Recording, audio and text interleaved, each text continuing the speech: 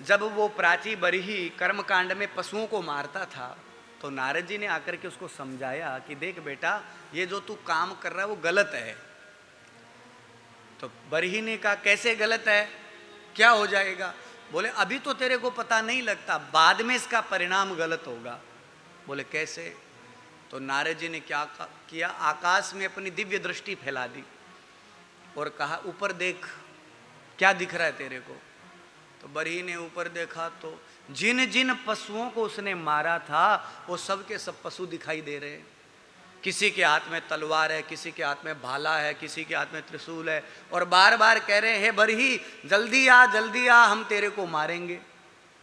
तो बरही तो घबरा गया, नारद जी से बोला गुरुदेव ये क्या है? बोले बेटा ये वही पशु है जिनको तूने मारा था और अब तेरा इंतजार कर रहे हैं, वैसे के वैसे तेरे को मारेंगे।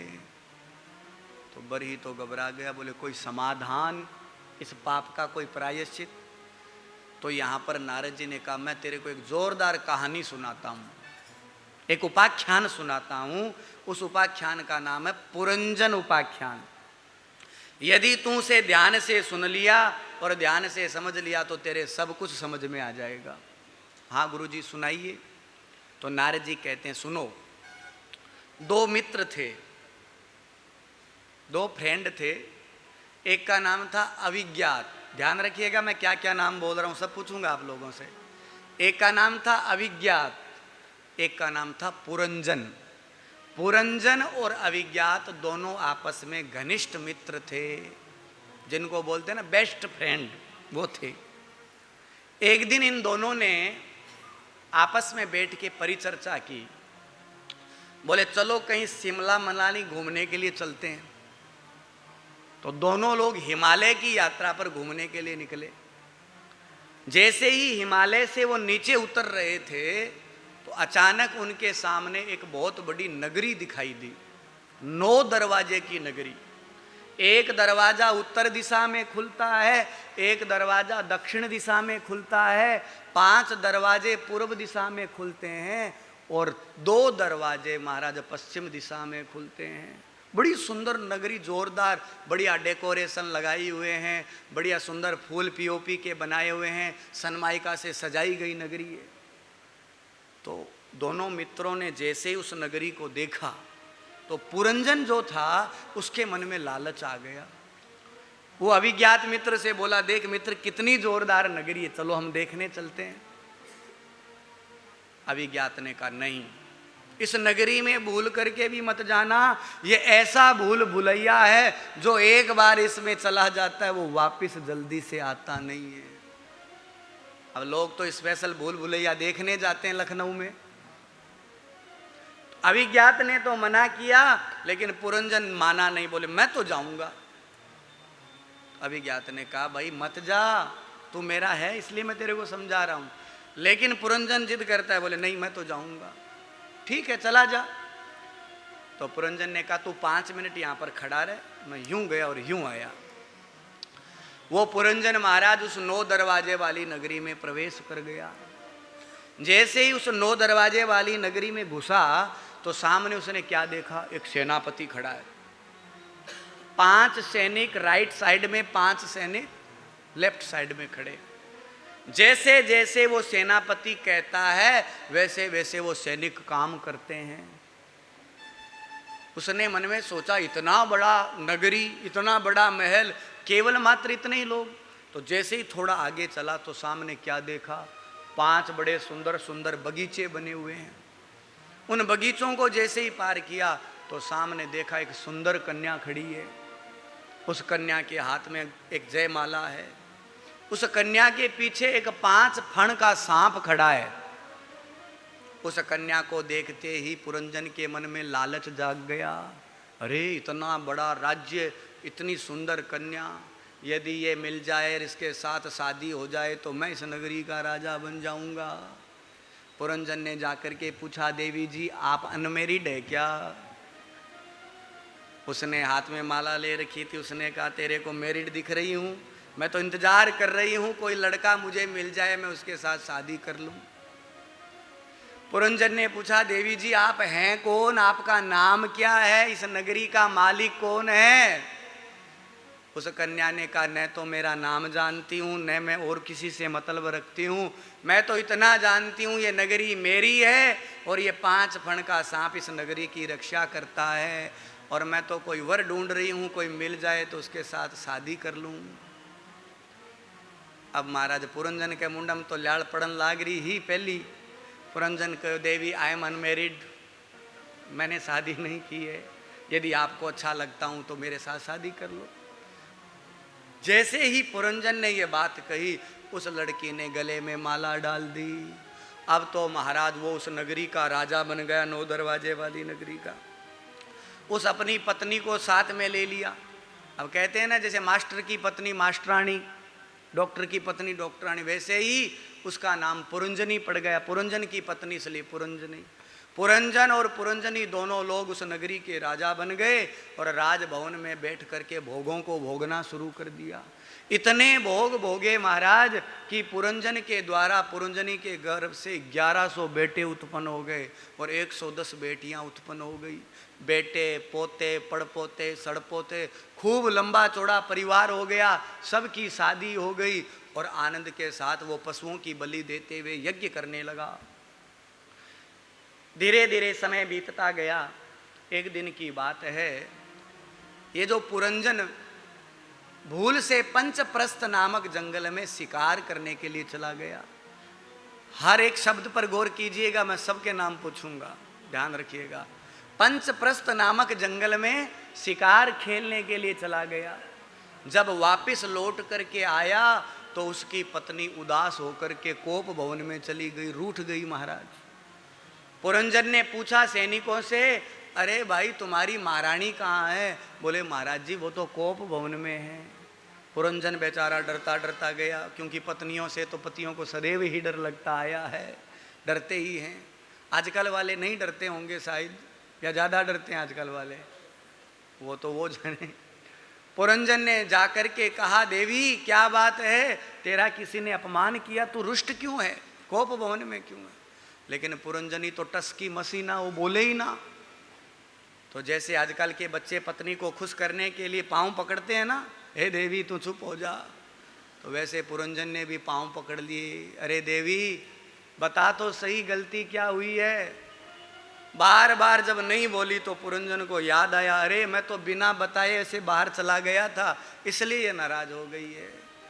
उसी दिन से पुरंजन ने कहा, देवी थारी सौगंध खार कहूँ, आज के बाद में 12 कदई कौन जाऊँ, तेरी सौगंध खा के कहता हूँ, तेरे से बिना पूछे कभी बाहर नहीं जाऊंगा। जब बार बार उसने ऐसा निवेदन किया तो पुरंजनी खुश हो गई। औरतों को और क्या चाहिए महाराज, इतना ही चाहिए। अब तो वो खुश हो गई। अब फिर महाराज वो पुरंजन उस पुरंजनी के अधीन हो गया। जैसे वो पुरंजनी नचाती वैसे नाचता, क्वचित हंसती हंसताभ्याम, क्वचित रुदती रुदताभ्याम। वो पुरंजनी कहती रो तो रोता, वो कहती हंस तो हंसना पड़ता उसे। वो जैसे नचाती उसका कठपुतली बन गया महाराज। धीरे धीरे समय बीतता गया, लेकिन पुरंजन को ये ज्ञान नहीं रहा कि उसकी नगरी के ऊपर एक चंडवेग नामक गंधर्व ने आक्रमण कर दिया। उस चंडवेग गंधर्व के पास 360 की सेना थी। 360 गंधर्व थे, 360 गंधर्वियाँ थी। आधी गंधर्वियाँ काली थी, आधी गंधर्वियाँ गोरी थी। ये 720 की सेना को लेकर के चंडवेग नामक गंधर्व ने उस 9 दरवाजे वाली नगरी पर धावा बोल दिया, आक्रमण बोल दिया। बेचारा 5 फण वाला सांप लड़ता रहा, लेकिन पुरंजन को अभी तक ये ज्ञान नहीं है कि मेरी नगरी चारों तरफ से दुश्मनों से घिरी हुई है क्या। वो तो आनंद मना रहा है, नाच रहा है, कूद रहा है। ऐसे करते करते समय बीत गया। धीरे धीरे टाइम तो चलता गया, बेचारा वो सांप भी जर्जर हो गया। एक दिन क्या हुआ, एक काली कलूटी विकराल रूप लिए हुए एक औरत आई हाथ में माला लेकर के। वो पुरंजन से बोली, मैं तो तेरे साथ शादी करूंगी। पुरंजन उसको देखते ही घबरा गया और धक्का दे के निकाल दिया, बोले भाग जा, मैं तेरे साथ शादी नहीं करूंगा। वो बेचारी रोती रोती अपने भाई के पास गई। जिसका नाम था यवनराज भय। भय से जाके कहा, भाई साहब मैं एक पुरुष को पसंद करती हूँ, वो मेरे से शादी नहीं कर रहा, आप कृपा करके मेरा विवाह उसके साथ करवा दीजिए। तो यवनराज भय ने कहा, बहन मेरे दो सैनिक है ज्वर और प्रज्वार, इनको साथ में ले जा, एक हाथ ज्वर पकड़ेगा एक हाथ प्रज्वार पकड़ेगा, ये जबरदस्ती तू गले में माला डाल देना। ज्वर और प्रज्वार गए, पुरंजन के दोनों हाथ पकड़ लिए। जैसे ही वो काली कलूटी औरत ने गले में माला डाली, अब तो पुरंजन घुटनों में सिर दे करके रोने लग गया। अरे मैं बर्बाद हो गया, अरे मेरे जीवन में बहुत बड़ा खतरनाक कार्य हो गया, अब मैं नहीं रहूँगा, अब मेरी मौत आ जाएगी। ऐसा करते करते वो खटिया में चला गया और धीरे धीरे उसकी मृत्यु का समय निकट आ गया। मरते समय में उसने अपनी औरत का चिंतन किया, अरे पुरंजनी तू जल्दी आ, मैं मर रहा हूँ, मेरे पास आ जा, मेरे पास बैठ जा। ऐसे करते करते उसने अपनी पत्नी का चिंतन करते करते उसने अपने शरीर को छोड़ दिया। शास्त्रों में लिखा है, अंतमति सो गति, अंतिम समय मृत्यु के काल में जो व्यक्ति जिस वस्तु का चिंतन करता है, दूसरे जन्म में उसे वही बनना पड़ता है। पुरंजन ने मरते समय अपनी लुगाई का चिंतन किया, अपनी पत्नी का चिंतन किया, तो दूसरे जन्म में वो औरत बन करके जन्म लिया। विदर्भ देश के राजा के यहाँ राजकुमारी के रूप में जन्म लिया। बड़ी हुई, शादी हो गई, बच्चे हो गए, लेकिन जवानी में ही पति मर गया। सती होने के लिए तैयार हो रही थी, चिता में जैसे ही बैठ रही थी तो जो पुरंजन का मित्र था अभिज्ञात, उसकी नजर पड़ी। उसने कहा, अरे पुरंजन क्या हाल चाल है, 9 दरवाजे वाली नगरी से पेट भर गया क्या? अब उसे तो पता नहीं क्योंकि उसका दूसरा जन्म हो गया। उसने कहा, भाई तू कौन है? बोले, याद कर हम दोनों आपस में बेस्ट फ्रेंड हुआ करते थे, 9 दरवाजे वाली नगरी देखने के लिए गया था, मैंने तेरे को मना किया था, तूने जिद किया नहीं जाऊंगा, अब बता क्या हाल चाल है तेरे? अब तो उसे ज्ञान हुआ, ओ हो मैंने बहुत बड़ी भूल कर दी। अब तो बार बार हाथ जोड़ के कहा, मित्र ये न किन प्रकारेण से बाहर निकाल। तो अभिज्ञात ने कहा कि अब तो एक ही उपाय है, भगवान का भजन कर तभी तेरा कल्याण होगा। तो उसने भगवान का भजन करके अपना कल्याण कर लिया। नारद जी कहते हैं, हे पुरंजन, हे प्राची बरही, मैंने तेरे को जो पुरंजन उपाख्यान की कथा सुनाई है, इस कथा को तू समझ। इस कथा को समझेगा, जो हालत उस पुरंजन की हुई वही हालत तेरी हो जाएगी। तुझे भी जन्म जन्मांतरों के चक्कर में भटकना पड़ेगा। यदि जन्म मरण से मुक्त होना है तो तुझे भगवान का भजन करना चाहिए। निष्काम भाव से, कर्मकांड से मुक्त होकर के तुझे भगवान का भजन करना चाहिए, वही तेरा कल्याण करेगा। प्राची बरी ने हाथ जोड़ करके कहा, गुरुदेव आपने कहानी तो जोरदार सुनाई, लेकिन समझ में नहीं आया ये कहानी क्या है। आप कृपा करके इस कहानी को खोलिए। अब देखो हम खोलते हैं कहानी को, ध्यान से सुनिए। इस कथा में सबसे पहले क्या बताया गया? 2 मित्र, पुरंजन और अभिज्ञात। अभिज्ञात नाम है परमात्मा का और पुरंजन नाम है जीवात्मा का। जीवात्मा और आत्मा, परमात्मा और जीवात्मा दोनों घनिष्ठ मित्र हैं। एक दिन ये दोनों घूमने के लिए मनाली शिमला अर्थात हिमालय की नीचे की जो कंदरा है वो पृथ्वी लोक है, इस पृथ्वी पर वो भ्रमण करने के लिए आए। आते ही सामने क्या देखा? एक 9 दरवाजे की नगरी। मालूम है ये 9 दरवाजे की नगरी कौन सी है? शरीर ही 9 दरवाजे की नगरी है।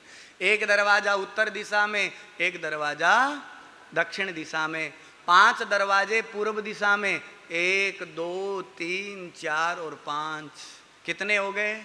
7, और 2 मलमूत्र त्यागने वाले 9। यही 9 दरवाजे की नगरी है।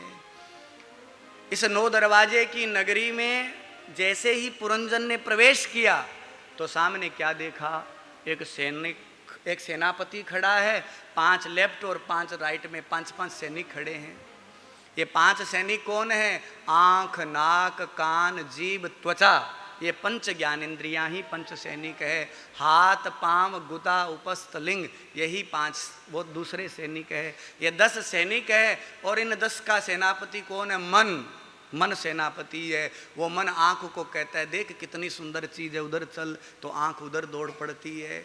वो जीभ को कहता है देख कितना सुंदर रसगुल्ला है, तो जीभ लपलपानी शुरू हो जाती है। नाक कहता है आहा नीचे जरूर हलवा बन रहा है, तो उसकी सुगंध के द्वारा नाक वहाँ दौड़ पड़ता है। तो ये मन जैसे जैसे जहाँ जहाँ भगाता है वो सैनिक वहीं वहीं भागते रहते हैं। सामने क्या देखा, 5 सुंदर बगीचे बने हुए हैं। वो 5 बगीचे कौन से हैं? रूप, रस, गंध, स्पर्श, संज्ञा, यही तो है 5 बगीचे। ये मन उनमें दुड़ाता रहता है और ये 10 सैनिक बेचारे भागते रहते हैं। सामने क्या देखा, एक सुंदर कन्या खड़ी है। ये कन्या कौन है? बुद्धि। इस बुद्धि के पीछे एक 5 फण का सांप है जो इस 9 दरवाजे की नगरी की रक्षा करता है। ये 5 फण वाला सांप और कोई नहीं, हमारे शरीर में जो 5 प्राण है, प्राण, अपान, व्यान, समान और उदान, यही 5 फण का सांप है। ये जब तक रहता है तब तक तो महाराज फलान चंद जी, ढिकम चंद जी, पूंछड़ चंद जी के नाम से जाना जाता है। और जिस दिन ये 5 प्राण काम करना बंद कर देते हैं, राम नाम सत्य हो जाता है। ये 5 प्राण ही 5 फणों का सांप है। पुरंजन ने पुरंजनी के साथ में विवाह कर लिया, अर्थात जीव आत्मा इस बुद्धि के साथ में जब विवाह कर लेता है तो बुद्धि की भूख बढ़ जाती है। ये कर लें, वो कर लें, ये ले ले, तो 1100 बेटे, काम, क्रोध, मद, लोभ, छल, कपट, ईर्ष्या, द्वेष, यही 1100 बेटे हैं। 110 बेटियां, लालसा, पिपासा, जिज्ञासा, तृष्णा, ये हो गया। घर बन गया तो गाड़ी आ जाए, गाड़ी आ जाए तो ट्रक आ जाए, उसके बाद प्लॉट खरीद लें, फिर बाद में फ्लैट खरीद लें। यानी निरंतर लालसा बढ़ती रहती है। बेटे, पोते, पड़पोते, सड़पोते, खूब लंबा चौड़ा परिवार हो जाता है। एक दिन की बात है, वो पुरंजन बिना बताए हुए पंचप्रस्थ नामक जंगल में चला जाता है शिकार खेलने के लिए। जानते हो कौन सा है? पंचप्रस्थ जंगल और कोई नहीं। आप सब लोग जिस जगह बैठे हो उसी का नाम पंचप्रस्थ है। सत्संग का नाम पंचप्रस्थ है। जीव जैसे ही सत्संग में जाकर के बैठता है तो बुद्धि नाराज हो जाती है। बुद्धि कहती है पगला गए हो क्या, 6:15 बज रहे हैं, क्यों बैठे हो यहाँ पर, तुम्हारा दिमाग खराब है। मन में ख्याल आने शुरू हो जाती है, पता नहीं बहू घर में क्या कर रही है, बेटा दुकान पे सही ढंग से काम कर रहा या नहीं कर रहा, ग्राहक खाली हाथ तो नहीं चला जाएगा। यानी ऐसे कई प्रकार के ख्याल आने शुरू हो जाते हैं। वो बुद्धि नाराज हो जाती है। पुरंजन धीरे धीरे यहाँ पर बैठा बैठा उसके पाँव पकड़ता है, देवी थोड़ी देर शांति रख ले वरना मूदड़ा जी नाराज हो जाएंगे, आज तो बैठे रहे, कल आएंगे नहीं। ऐसा करके वो बाहर निकल के अपनी पत्नी बुद्धि को राजी कर लेता है। और जैसे ही बाहर निकलता है फिर वही दुकान, वही हाथी, वही घोड़े और वही मैदान में लग जाता है। इधर का इधर करने में लगा रहता है। जब तक यहाँ बैठता है शांति से बैठता है, लेकिन बाहर जाते ही उसी बुद्धि जैसे नचाती है वैसे नाचना शुरू कर देता है। वो कहती है रो तो रोना पड़ता है, वो कहती है हंस तो हंसना पड़ता है। ऐसे धीरे धीरे समय बीतता जाता है। एक दिन की बात है, एक चंडवेग नाम का गंधर्व आक्रमण कर देता है। ये मालूम है चंडवेग गंधर्व कौन है? 1 वर्ष का नाम चंडवेग गंधर्व है। 360 गंधर्व दिन हैं, 360 गंधर्वियाँ रातें हैं। आधी गंधर्वियाँ काली है, आधी गंधर्वियाँ गोरी है। कृष्ण पक्ष की रातें काली होती है, शुक्ल पक्ष की रातें गोरी होती है। यही 720 की सेना इस 9 दरवाजे वाली नगरी को खाते रहती है। और हम लोग मुँछों पर ताव मार के कहते हैं मैं 50 का हो गया। अरे 50 को के सिर हो गयो, 50 तो गया, लारे बच्चा बे तेरा है, हैप्पी बर्थडे टू यू, ये सब करते रहो, कुछ नहीं मिलने वाला। वो तो बीत गए, 50 के हैं नहीं, 50 तो गए, शेष जो बचे वो हमारे हैं। लेकिन महाराज उसको ये ज्ञान नहीं रहता, वो मोमबत्तियाँ बुझाता रहता है, नाचता रहता है, happy birthday money money, happy birthday से इत्यादि कुछ करता रहता है। धीरे धीरे समय बीतता जाता है। एक दिन की बात है, एक काली कलूटी औरत हाथ में माला लेकर के आती है। मालूम है ये कौन है काली कलूटी? बुढ़ापा। और बुढ़ापा जैसे ही आता है तो सब लोग डर जाते हैं महाराज, धक्का दे करके भगाते हैं। उस पुरंजन ने धक्का दे करके भगाया ना, यानी हमारे सामने भी बुढ़ापा आता है तो हम धक्का दे करके भगाते हैं। भगाते हो या नहीं भगाते? भगवान बाल काले, भगवान बाल सफ़ेद करते हैं तो हम 7 रुपये का पाउडर गोदरेज हेयर डाई ला करके काले कर लेते हैं। बुढ़ापे को छुपाने की कोशिश करते हैं हम लोग। दांत टूटते हैं तो नए दांत लगवा लेते हैं। आंखें कमज़ोर होती है तो आंखों का ऑपरेशन करवा लेते हैं, और आजकल तो घुटने भी नहीं लगने लग गए महाराज। यानी बुढ़ापा आता है और हम लोग धक्का दे करके बाहर निकालते रहते हैं। माताएं ज़्यादा हंसो मत, थे भी कम नहीं हो, वासमोल 33 केस काला बहुत ज़्यादा यूज करो। हाँ, तो महाराज ये जीव की प्रवृत्ति ही ऐसी है। बुढ़ापा जब सामने आता है तो लोग धक्का दे करके उसे भगाना चाहते हैं, लेकिन उन लोगों को ये पता नहीं है। देखो, बाल्यावस्था आवे चली जावे, जवानी आवे चली जावे, पर बुढ़ापो आवे जना जावे को नहीं जावे, जना सागे लेर ही जावे। तो सच्चा साथी तो बुढ़ापा है जो साथ में लेकर के जाता है। बुढ़ापे से डरना नहीं चाहिए। ओरिजिनल वास्तविक साथी बुढ़ापा है महाराज। वो आता है तो जाता नहीं, जाता है तो लेकर के ही जाता है। इसलिए बुढ़ापा तो शाश्वत है। जैसे ही बुढ़ापा आया तो उसने धक्का दे करके भगा दिया, लेकिन पता नहीं है इसका भी कोई भाई है। क्या रोती रोती किसके पास गई?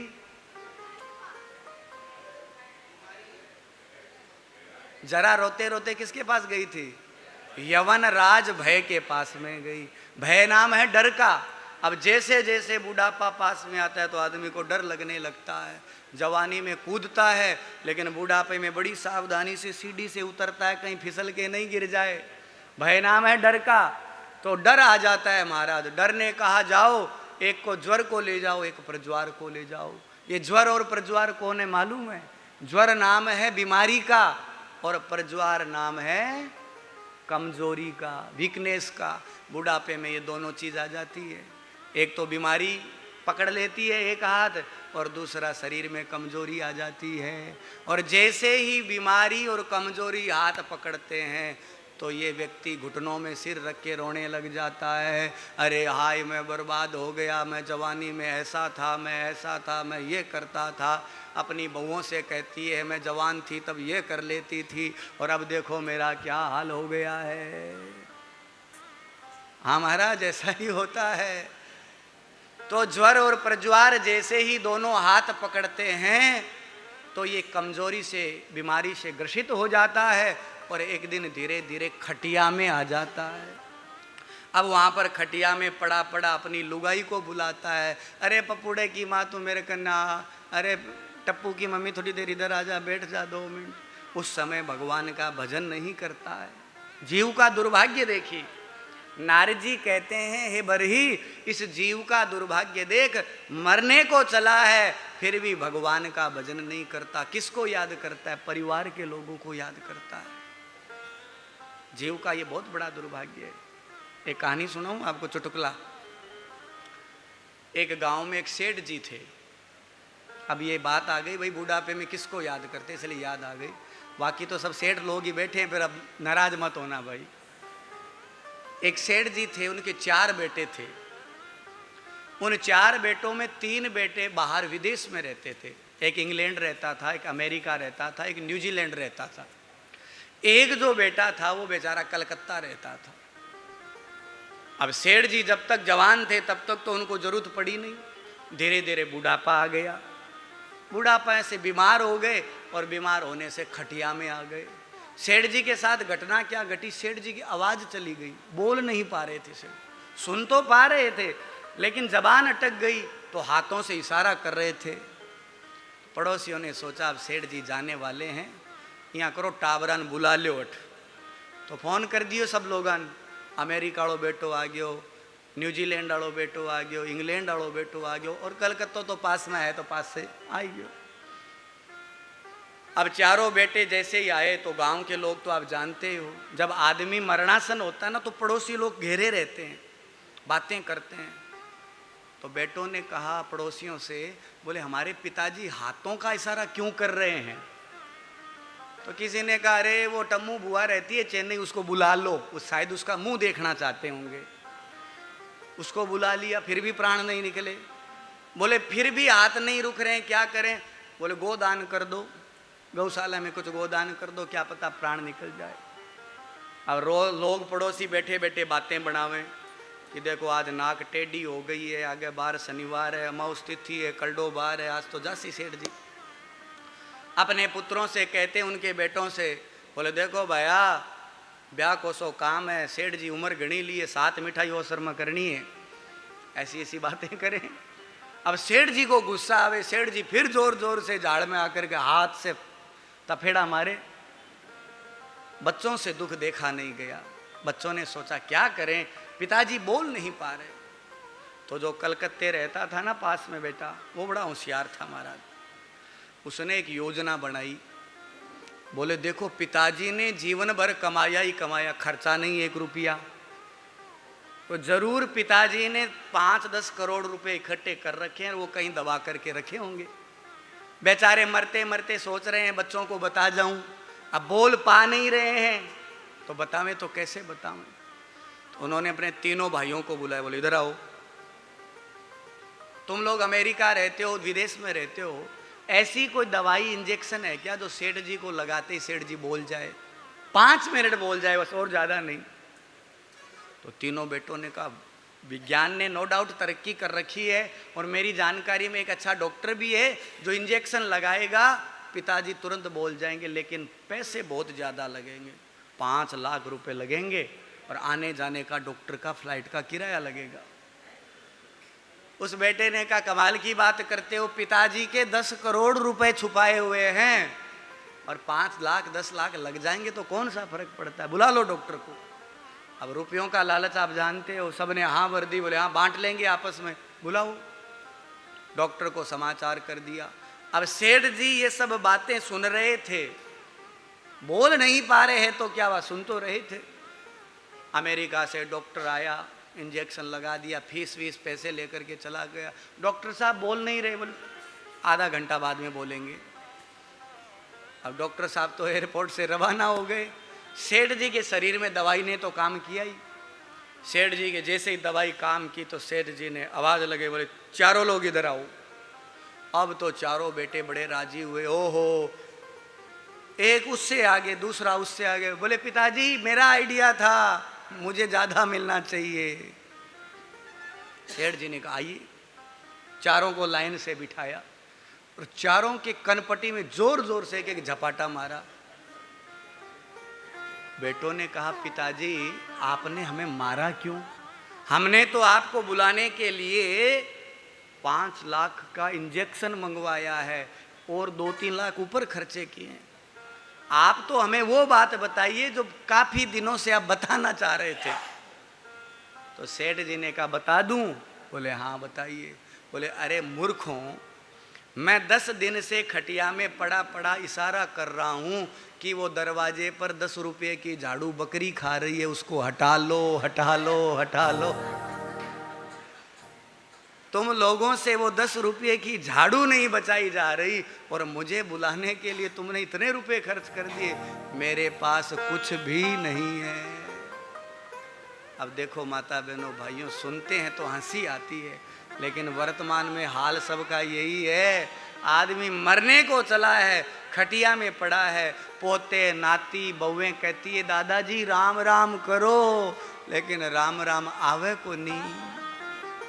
उस समय तो दूसरा ही चिंतन आता है। उस समय तो कौन आयो है, आ बींदनी कौन आई है, कठू आई है, एरो के नाम है, आ नहीं लाग गया घरों, कोई चीज नहीं ले जावे, ध्यान रखा थे।